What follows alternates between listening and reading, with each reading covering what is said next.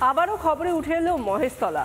মহেশতলায় আমরা দেখেছিলাম গত কয়েকদিন আগে যেভাবে দুর্গাপুজোয় বাধা দেওয়ার অভিযোগ উঠেছিল, এবার আরএসএস এর যে শতবর্ষের উদযাপন সেখানে পথ সঞ্চালনার ক্ষেত্রে বাধা দেওয়ার অভিযোগ উঠল খোদ পুলিশের বিরুদ্ধে। একই জায়গায় বারবার কখনো সনাতনীদের উৎসবে বাধা, কখনো রাষ্ট্রবাদী কর্মসূচিতে বাধা। এটাই কি ডায়মন্ড হারবার মডেল?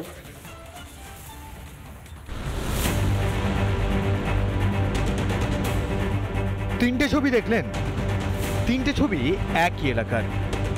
দক্ষিণ 24 পরগনার ডায়মন্ড হারবার লোকসভা কেন্দ্রের অন্তর্গত মহেশতলার এই এলাকায় রবিবার আরএসএস এর কর্মসূচিতে পুলিশি বাধা দেওয়ার অভিযোগ।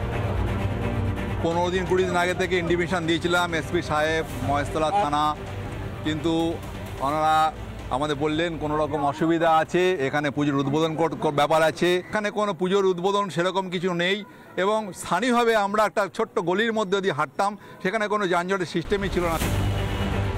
কর্মসূচির অনুমতি চাওয়া হয়েছিল 20 দিন আগে। অভিযোগ তারপর থেকেই শুরু হয় টাল বাহানা। কেন এই ছলচাতুরি?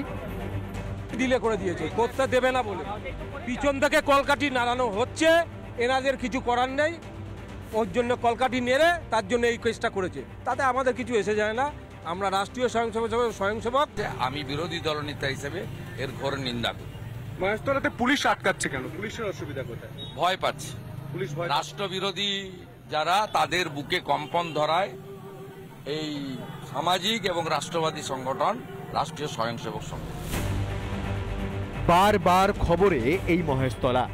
দিন কয়েক আগে এই এলাকাতে বাধা দেওয়া হয়েছিল দুর্গাপুজোয়। নেপথ্যে তৃণমূলের পুরপ্রধান দুলাল দাস।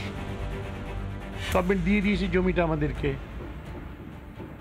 এখন ওরা চাইলেই আমি দিয়ে দেবো, তাহলে আর আমার যোগ্যতা কি রইল? হ্যাঁ, ওরা বলছে পার্ক হবে, পার্ক বলে করতে দিলাম, এটা তো আমি করতে পারি না। চেয়ারম্যান মহেশতলা মিউনিসিপ্যালিটির কাছে গেছে, ওই দুলাল দাস বলে কোনো লাভ হবে না।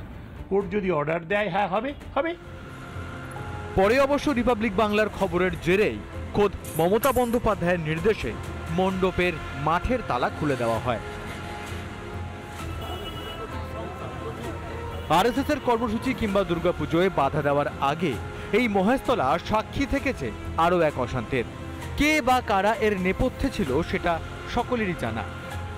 হিন্দু অ্যাক্টিভিটি আটকানোর তো প্রচেষ্টা দক্ষিণ 24 পরগনা, উত্তর 24 পরগনার বেশ কিছু জায়গায়, মুর্শিদাবাদ, মালদার বেশ কিছু জায়গায় এটা চলছে। আমরা এটাই তো বলছি যে দেশ দখল, বাংলা যদি দখল হয় তো এদের দ্বারাই হবে, এবং বাংলাদেশের থেকে আসা অবৈধ অনুপ্রবেশকারীদের দ্বারাই হবে। দক্ষিণ 24 পরগনায় বারবার একই ঘটনা।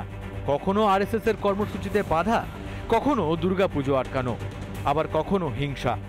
এটাই কি তৃণমূলের ডায়মন্ড হারবার মডেল?